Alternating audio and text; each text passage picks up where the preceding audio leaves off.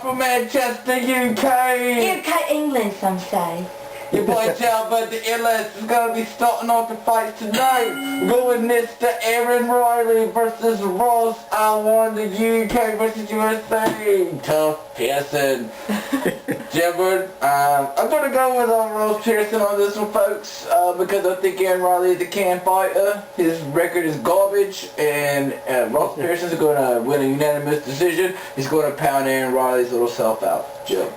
All I'm going to say is, hold up, watch out for Ross Pierson's shoulder, okay?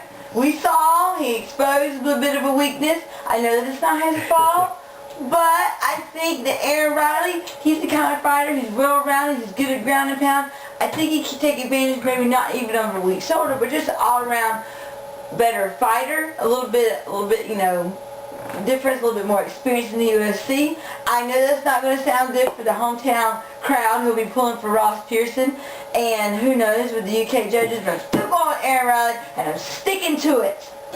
Yeah, I have to agree with Party Girl as well. I think Riley's going to take this. I mean, all the pressure is on Pierson. He's in his hometown. He has to perform. He has a shoulder issue. Who knows how that's handling. Aaron Riley, he's been around the block. I think he's going to take it to the decision, and I mean, it's going to be a tough one, but I really don't see the same thing happening where Bisping stole the Matt Hamill fight. I think that really Aaron Riley's going to win this with the decision. Well, I think he'll have to win it without a decision. Go with your boy Chillin. I think he'll have to win it out without a decision, so that's just my decision. Well, that's going to take us on to our next fight. We got James Wilks versus Matt Brown. This is going to be a really good fight. In the end, though, I think that James Wilks is going to win this. How? I can't say. He looks really good on his feet, really good on the ground. Matt Brown, he's been so-so performance in the UFC since he got hyped up a lot during the show, but in the cage, I just don't see it. Thoughts? Go ahead, Jailbird. PapiTone, what is your problem? Just because James Wilks is fighting, he's from the UK, but he's been fighting in California for years. 8, 9 years. Thank you. And I honestly think that Matt Brown is not going to take this fight to the ground where Wilks is probably better than he is. I think that Matt Brown is going to keep it standing up. He's going to win the stand-up battle, and I might see a TKO the second round. And I'm going to go with Matt Brown on this one. Party girl. I got to agree with Jailbird on this one. I think Matt Brown has more experience. I don't know what you're talking about. Like he was hyped up and he hasn't shown it. I mean, just go look at his record. I mean, anyway, I think that, again, that Matt Brown looks better in the stand-up, and that's where he's going to keep it. He's not going to allow himself to get taken down by James Wilks. But like PapiTone said, I think it really is going to be a good fight.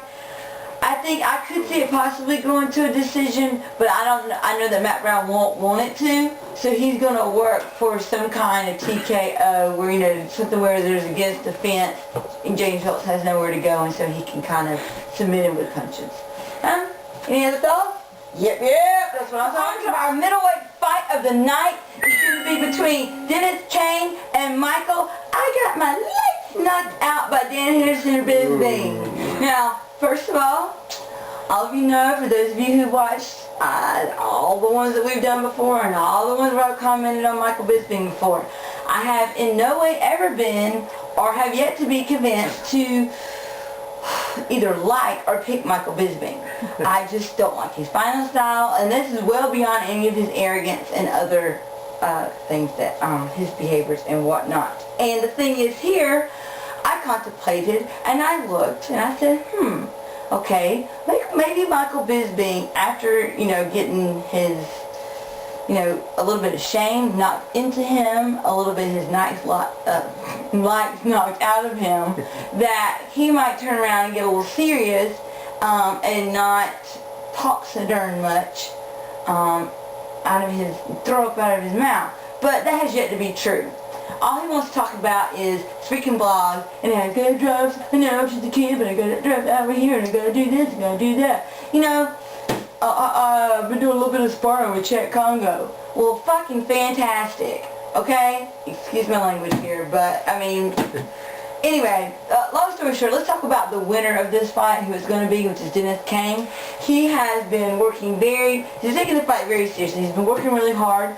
He spent a month down in Brazil over the summer, working on his jiu-jitsu with one of the Gracies. He's been sparring with people like Wilks and Vera and Thiago Alves and was it Thiago Silva and Jorge Santiago. So he's been taking this seriously to sparring and with his jiu-jitsu, because you can't get much better than, you know, the Gracies, okay? People admitting it.